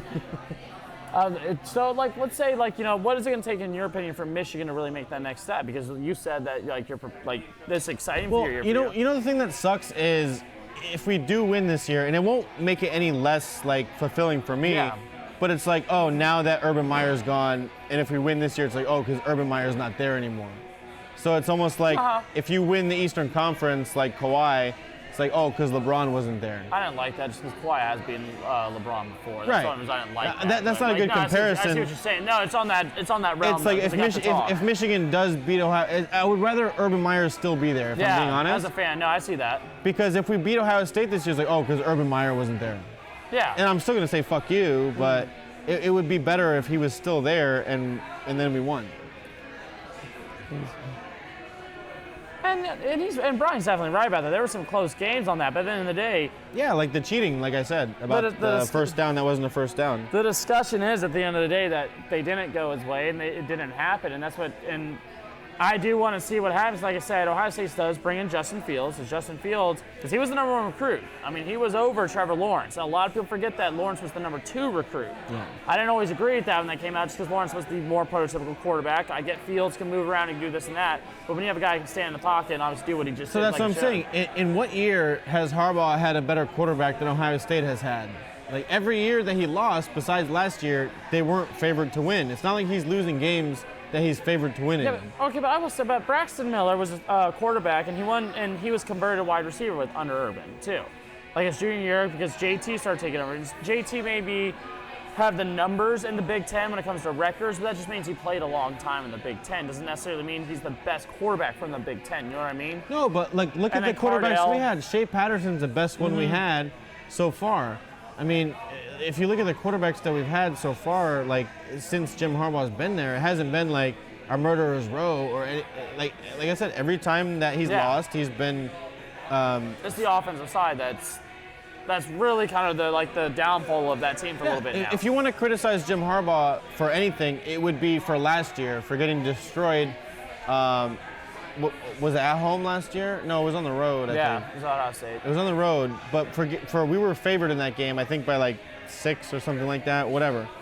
But if you want to criticize him, that was the first time he was favored that he lost. Every other time, he was the underdog in the game, as far as like the betting spread goes. It just comes down to, it's just Jim Harbaugh always brings a high voice. He brings a lot of hype, and he just brings a lot of hope.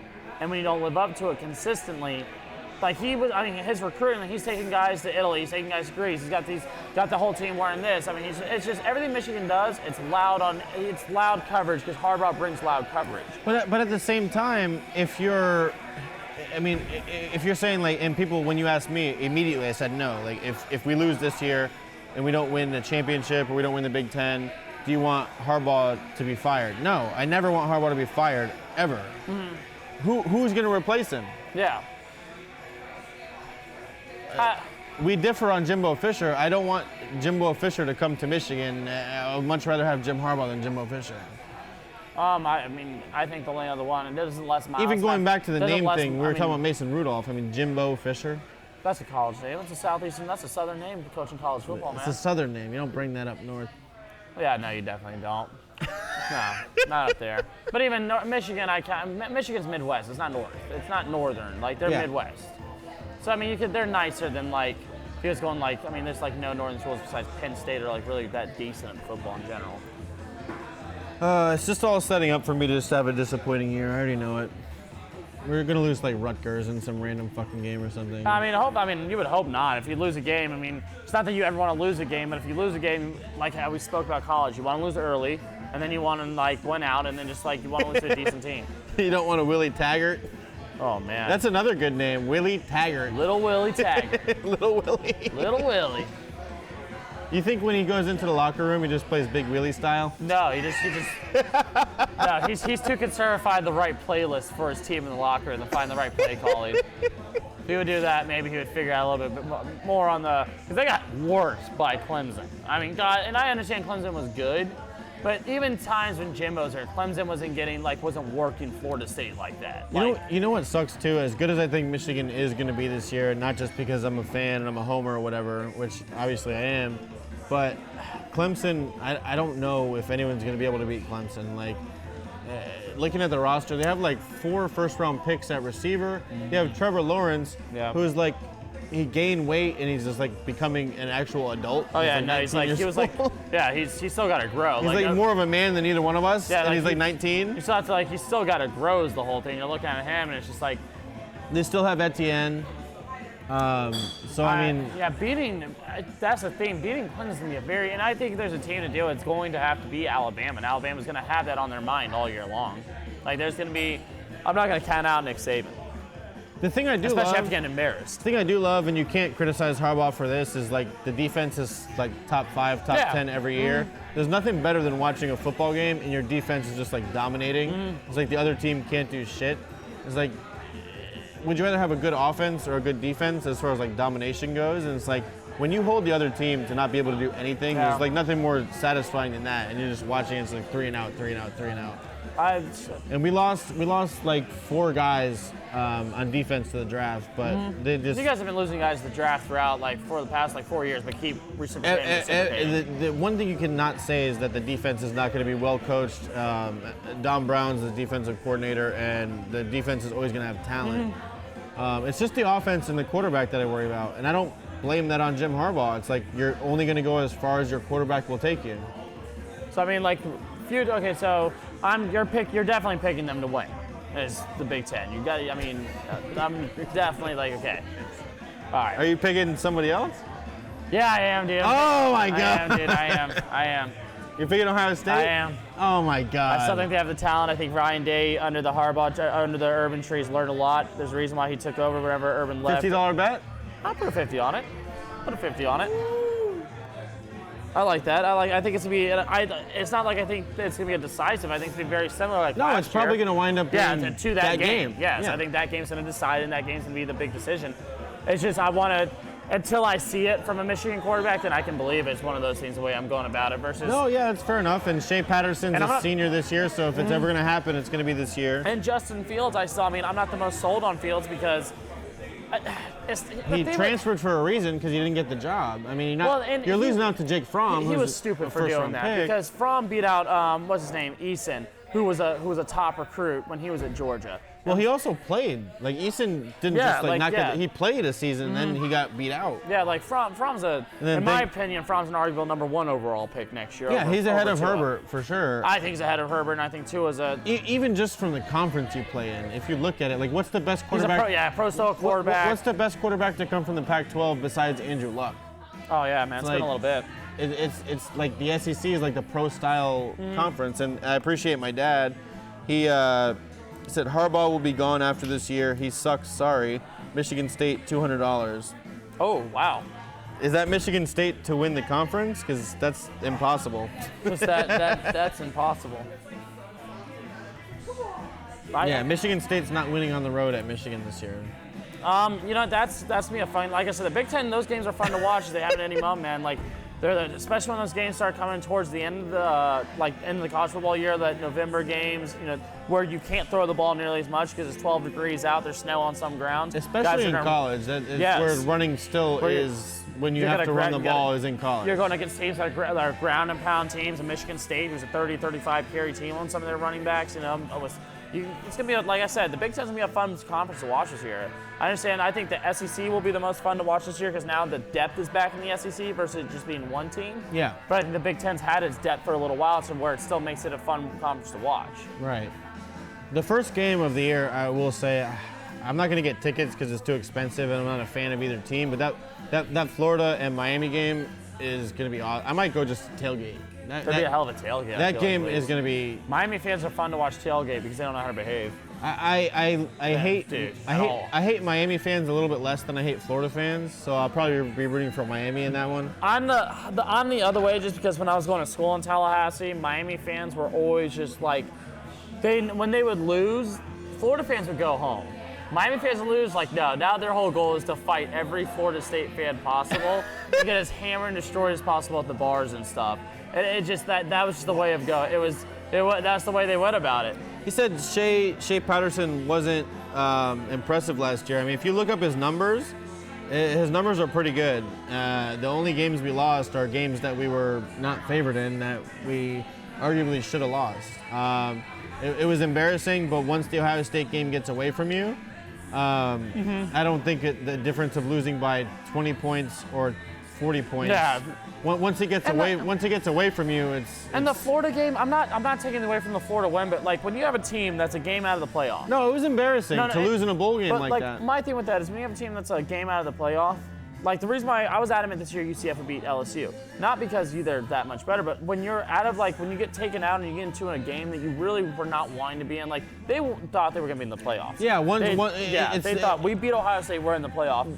You get that kind of taken out of you, and it's not like an excuse because you should be up for every game, but it's just the reality of the facts. Like once you're in a bowl game that you don't really care about, it's like these guys went there to do something. And the Sugar Bowl, was it correct? The Sugar Bowl, I think. Yeah. It's like or the Peach Bowl. It's something, and it's just like I'm not taking away from the bowl game, but it does happen in these bowl games. The reason why people do sit out these bowl games. There are teams that are happy to be in bowl games and teams that are not happy to be in bowl games. Yes, that is not the goal at the end of the day. Michigan's goal at the end of the day last year was definitely not being in that bowl game. It was to be in the college football playoff. Yeah. There's a reason why Boise State beats Oklahoma. There's a reason why underdogs win in the bowl games. Yes, yeah. This is their Super Bowl, and it's this team's consolation prize. It puts that team on the map, and this team's just kind of having to deal with the prize that they really don't want to deal with. And it's not an excuse. You should still try. But it's the nature of it. But it's just a fact. Yeah. You didn't go to Oklahoma to play in the whatever that bowl was. Cotton Bowl. That one's Fiesta Bowl. Yeah, Fiesta Bowl. That one. I remember watching. God, that game. Kellen was amazing. Moore is the offensive coordinator for the Cowboys now. Or was that Zembransky? I think he's younger than us. I think that was Zembransky. That was Jared Zembransky that year, yeah. For Boise State? Yeah, the guy was on the cover of NCAA. It wasn't Kellen Moore? No, that's too old. That's a while. The hook and lateral play. Yeah, that's probably like 8 years ago. The hook and lateral play was like 12 years ago. Yeah, that's definitely way too long for Kellen Moore. Fair enough. That's definitely way too long for Kellen Moore. I don't know what the hell a Zambrinsky is. He was on the cover of NCAA. I think it was 2009. I could be wrong, but yeah, he was the Boise State quarterback on the NCAA cover. And that's when... The year that I played most was the Deshaun Jackson year when he was on the Cal on the cover. Oh, man. And they actually put this special feature in the game where when he's running for a touchdown, he throws the ball before he gets into the end zone. Oh, you know what the most frustrating thing about that was the Dallas? Is that he did it twice? Pac-Man Jones recovered it. Pac-Man Jones recovers the ball right before he gets in the end zone. They're like, oh, no, they get it at the 1. I'm like, how? He fumbled it. I think the most frustrating thing about that is that he did it more than once. It's like you would think that you only need to do that once. Why not throw it forwards? Like, is at worst, like your hand has to go forward.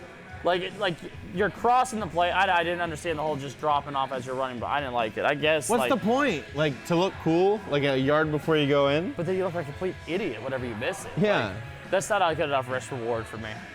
Brian said thoughts on the Miami and Gators game. I like Miami. I think the Gators will win. I like Miami because it's early in the year. If it was later in the year, I'd pick Florida, but I like Miami early in the year.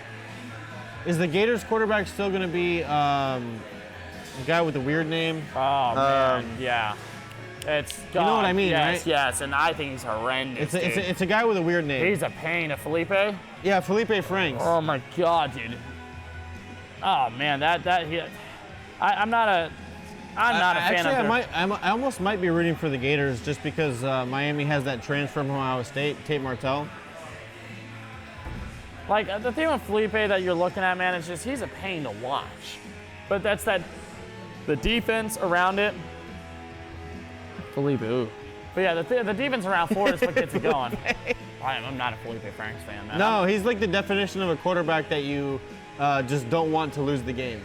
Yes, like a full definition. Especially if you're the that. Gators, like that defense is so suffocating. It's just like, It's just a run the very ball good 3 defense, times man. and then hopefully you'll break one. And that's another team.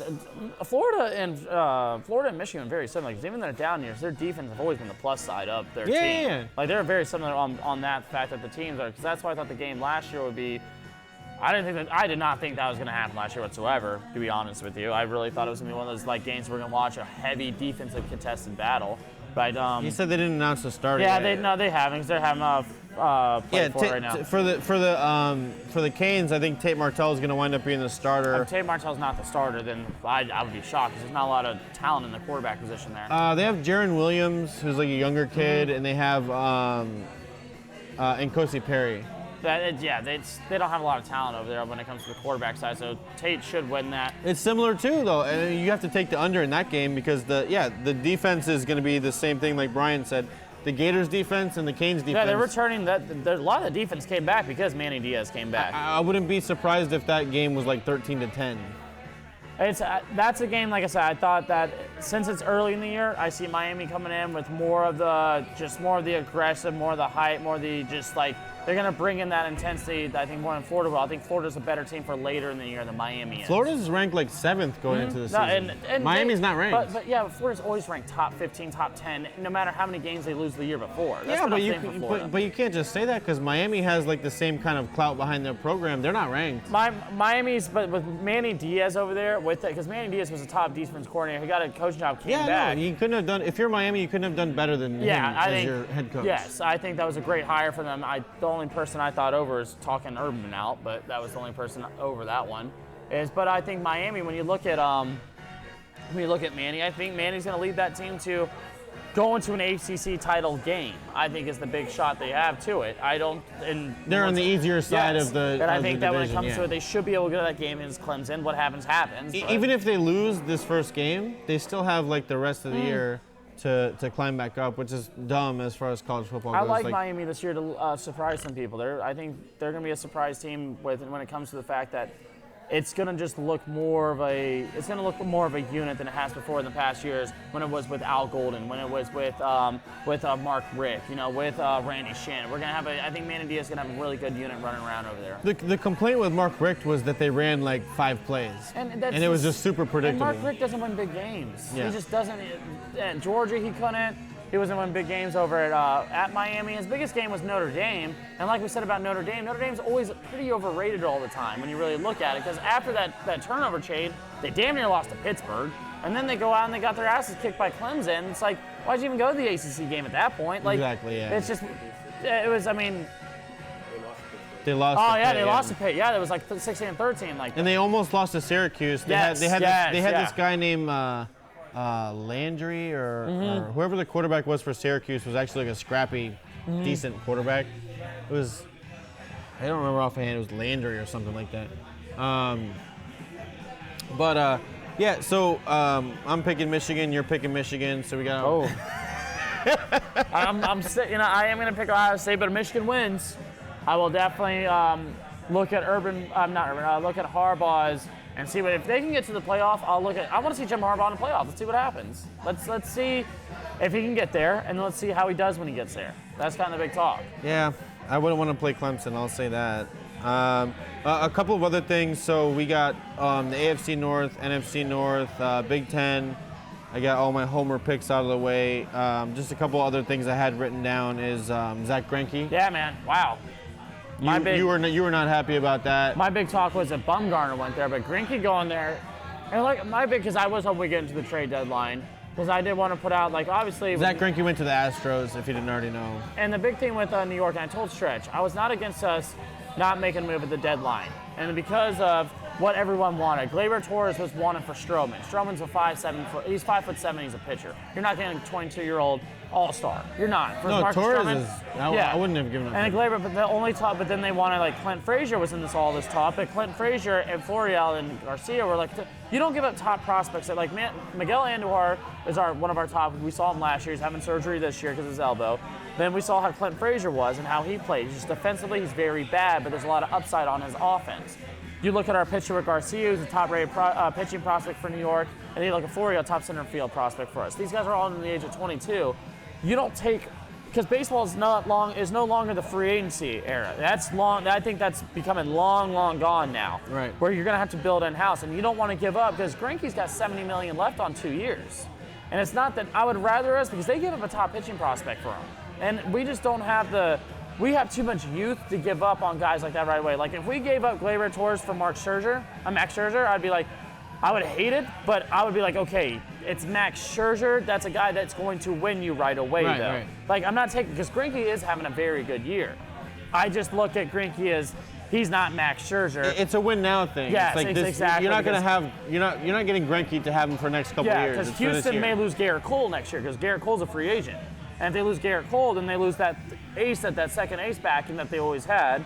So they don't want to lose him because they already lost Charlie Morton, who's over in Tampa right now, having an amazing year over in Tampa. So where did you fall as a Yankees fan on the whole thing? Everyone's criticizing Cashman for not doing anything. Did the right thing. You're saying that you wouldn't have given up. No, not because obviously what people were asking was more high. than what he wanted to get. And then he's also right when he said like we have people coming back from the IL, and we have the players in place to win. And that's the thing, we're banking on Severino, because I think Severino's healthier than what people are putting off to be, just due to the fact that we're taking it slowly with them, because we know, okay, well, what we just did to Boston, we just took them back to like 14.5. Yeah. Tampa's 9.5. Everything they did in the previous series, you kind of took that back. Yes, it's like we literally made a huge jump.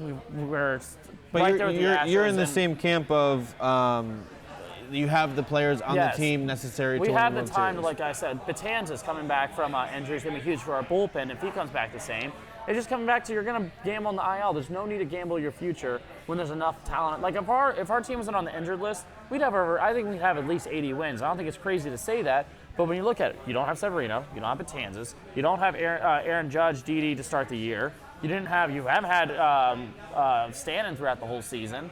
Like it's not crazy to say we'd be even better. So that's why when I think of why gamble away your young future for a guy like Madison Bumgarner, who's a one-year rental, for a Robbie Ray, who's you have Marcus Stroman. I'm just not a Stroman guy. Like I said, I get he's having a good year right now, but it's not like Stroman has consistent good years. He has a good year, a hurt year, a bad year, good year, a bad year. Now he's having a good year. It's like I think the whole thing was overblown. Like if you're the Yankees, you're already in first place. Everyone says, okay, you need more pitching.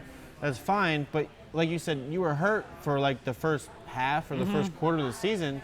You're only going to get better. If not, you're going to stay the same. Yeah, which is good enough to win the division. And that's my. So big why are you thing going to give up young players for you have a good enough team now to win now? Well, it's because the thing about baseball is like when you think about giving up young players in basketball and football, it's not a thought right away because you don't see those you don't see young players in baseball.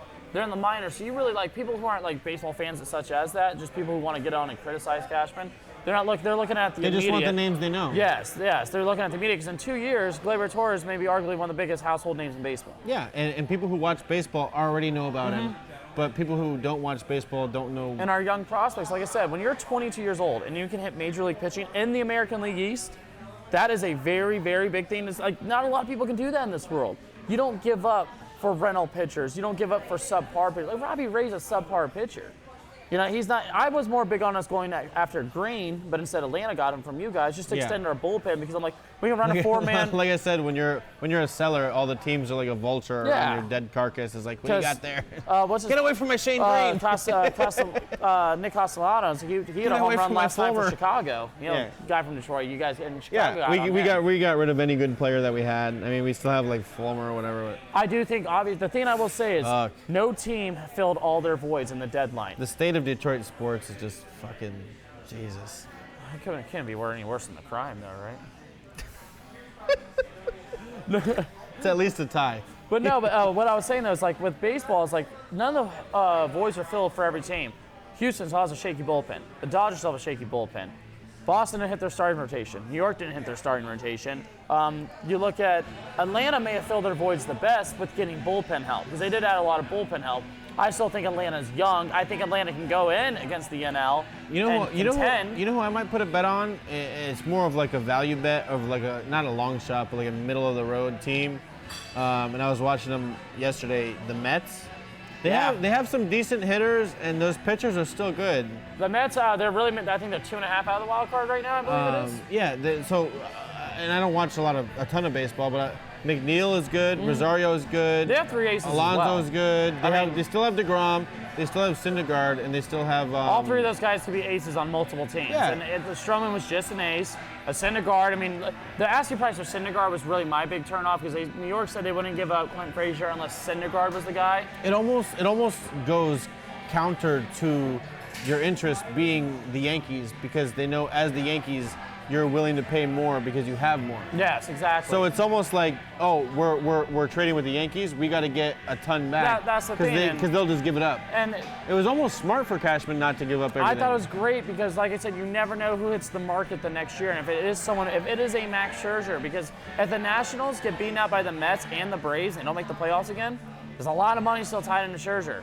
They're going to have to eventually go into the prospect route. Like, that's my thing, like when we talked about Trout last week. Yeah. I said Trout's going to be a similar thing, like A-Rod when he's in Texas. You can tie a lot of money into one guy, but if you're not making the playoffs, you're essentially wasting money every year with that. Yeah, because your entire payroll is one guy. I still think New York is... I don't think New York's in this immediately, and I get it, people want us to win, and I've said it, I expect us to win this year. That's also me being a fan, it's also because I look at our team, what we can do. It's just what the Yankees expect, yeah. But I do believe if Severino's healthy, then we don't need the starting pitching that everyone's complaining about us not trading for, and if Atandas comes back healthy, those are 2 names that we need back. We need them more back. We need them more than we need Stanton.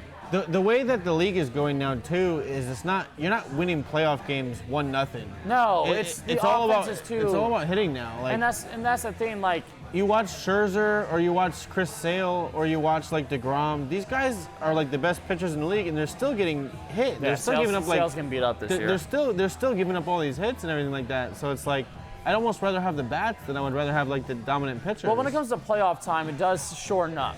And then the pitching does. It's just because each pitch becomes more critical. But eventually, I mean, the bullpen for baseball is really the big thing that shows that you need is a bullpen because you need to be because if your starting pitching screws up first couple innings and they give up 7 runs, like Severino has not always been the greatest pitcher in the playoffs. He's had times where he looked good. He's also had a couple games where he's given up like 6 in the first inning. And actually, your bullpen has to be strong. You can't give up 1 or 2 more runs because it's hard to score 9 runs in a baseball game. There's also more value now on guys that pitch away from contact than guys that are like contact pitchers. Because if you're pitching to contact, you're going to give up some home runs. Yeah, just because, I mean, I understand people want to say, oh, it's a rumor. No, the balls are juice. It's like, there are guys hitting the balls off the end of bats with like guys who aren't even power Things guys. that wouldn't have normally gone out. Yeah, and the balls are flying out at 345. Yeah, so you want more of a pitcher that's pitching not to contact anymore. It's like those guys who are like strikeout pitchers. It's like they're good pitchers, but like you said, Sale this year is getting beaten up. He pitches to contact. Also because Sale's been just overused. I mean, Boston's throwing him 250 innings now 4 years in a row. I mean, to have that kind of wear, and plus playoff innings as well. He went on a World Series run last year. I mean, it's just kind of like, it's like you're in 4 or 5 years in a row. He's old though. He's like 26, 27. No, but it was just when he was in Chicago before that, though, with the White Sox, they were using the hell out of him, too. I mean, he's just been used, and it's just now we're coming out, I think it's just coming to this year where it's like, I think he'll have a better year next year. I just think this year's a down year for him. I just think it's starting to come to that now. I think right now where it's looking with Boston is it's going to be, they needed the starting pitching more than we did, I think, when it really comes to it. So the Yankees are still winning the World Series? I mean, I'm still picking them. I understand people love Houston, but I mean, I still love our bullpen. And I just know you were pissed when the Astros got Greinke. Just because I was like, God damn it, man. I was like, how did you get Greinke? Like, and I knew, because Greinke I heard was in the rumors when we were going after Robbie Ray, but the price for Greinke was too high. And then I heard what they gave up to him. It's like, Houston is in a win-now mode because they're going to have to pay either Bregman or Carrera soon. Mm-hmm. They have Verlander in books still right now. They'll have Scherzer. They'll have Greinke under books for 2 more years with $70 million. Garrett Cole's looking for a contract. You have Marwin Gonzalez. They have like we said, if you win 1 World Series, it's worth all that. Exactly. That's the thing. And they've already won 1. They are in the. I can see why they're trying to go in for the second one. They want to go and go get another one. It was the move that I thought they were going to make a Bumgarner move, but it was the Greinke move, which honestly, surprised he didn't go anywhere. the price for him, they were saying, was really high. And for a guy who's a rental, you don't sell rentals high. No. Did you have anything? The only other thing I had written down was C.J. McCollum and Draymond Green signed. Yeah, their extensions. Max extensions.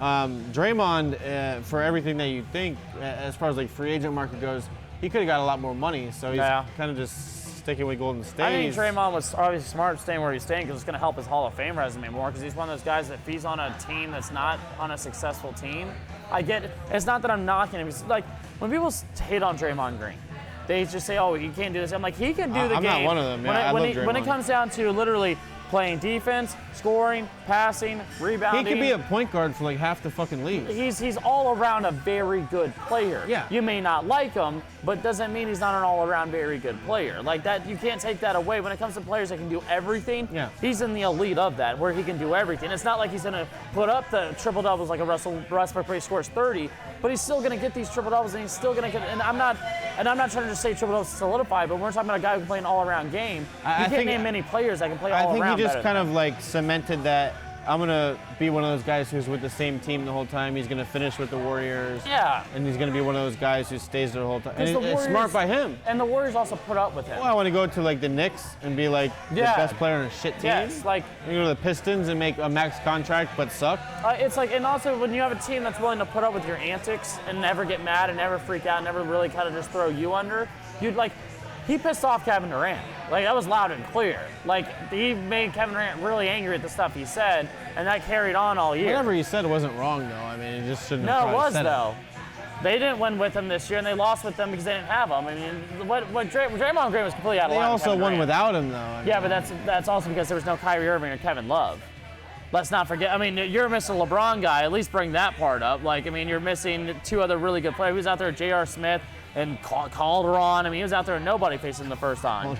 Like, he was out there with Tristan Thompson. They all sucked. Like, it was, they were awful. Like, come on. Like, well, they won 73 games without him. No, I understand they won 73 games, but if you don't win a ring, I hate to say it, like, that's kind of like the end of it. Like, it just is what it is. Like, if they have Kevin Durant, then, like, it was clear. I mean, Kevin Durant, there's a reason why he won the Finals MVP 2 years in a row. There's a reason why Steph Curry has yet to win a Finals MVP.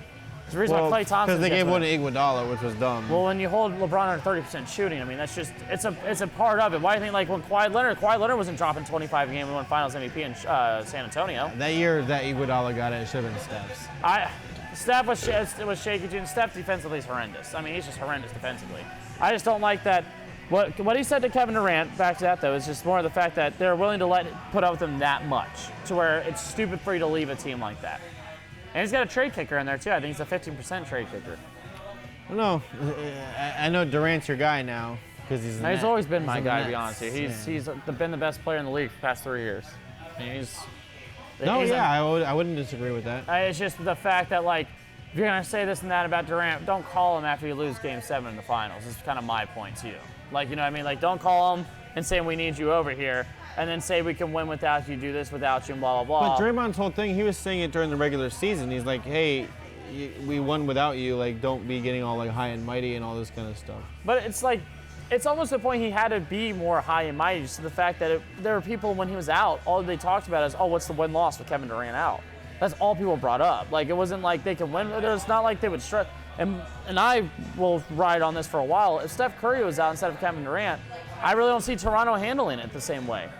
I at least see it going to 7, if not Golden State winning, just because of the fact that Durant's that more, he can just do more offensively. I get the three-point shooting, but Durant's a great three-point shooter, and he can get to the rim a lot better as well. Durant is a better player than Curry. I mean, I don't think it's disputable. I just think with when it comes to Draymond, I mean, just for them to put up with Draymond, it makes Draymond should want to stay there more than ever. Because I think once Durant left, the ownership and the front office for the Warriors are like, okay, so we'll re-sign Klay now, we'll re-sign Draymond. It's like the original nucleus. Go back to what we were, And it wasn't a problem, like you said. It was successful. They won a championship. They won 73 games, and their only issue is that it's the same nucleus, but everybody else has gotten better.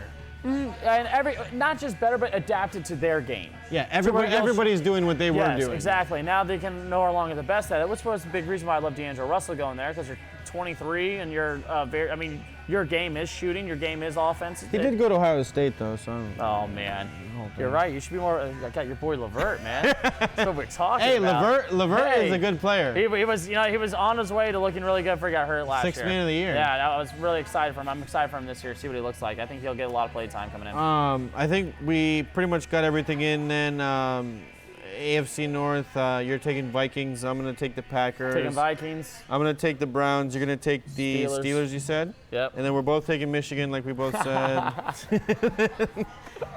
Thank you guys so much. If you stuck with us to this point, thank you for watching. Analytically Correct. Stretch, Rob, Marty. Do the West Side next week with Big 12.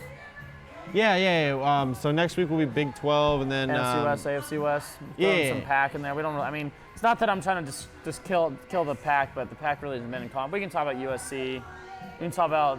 Is there any team that matters in that conference? I mean, we have to talk about it. But. Yeah. So I mean, USC, I said, is probably the team we talk about the most over there, because that has the most promise, I guess. That would be the fourth one. Is that the last one? Yeah, that'll be the last top Power 5, and then we can get into UCF. After that, well, we don't really need to talk about the American Athletic Conference or whatever the hell they're in. Oh man. I mean, Florida offered to play you, so either UCF is on their third string quarterback though. Very, very, very worrisome time for them right now. Yeah, national champions. But Harbaugh. But that. UCF's the national champions. Yeah, it's the same talent at quarterback. So after we do next week, then we'll I think after that I kind of want to do like a full entire show mock draft and all. Yeah. We just do a mock draft right here. Just talk about our picks as we go on. Yeah, we could do that. We can figure it out. But thank you guys for watching. Next week will be whatever we just said, NFC West or whatever, and then NFC West. 2 weeks from now we'll do the fantasy show. Talk about Wonder Boy Mahomes. We can go to long concept with that one. Yeah. Potentially greatest quarterback ever upcoming. He's not in Bundesliga though. So. Is he? Damn, is he on the other one? There's no way they got him. Mahomes, yeah. Oh, the other one got Mahomes? He's a rental. Oh man. Thank you guys. We'll see you. See you.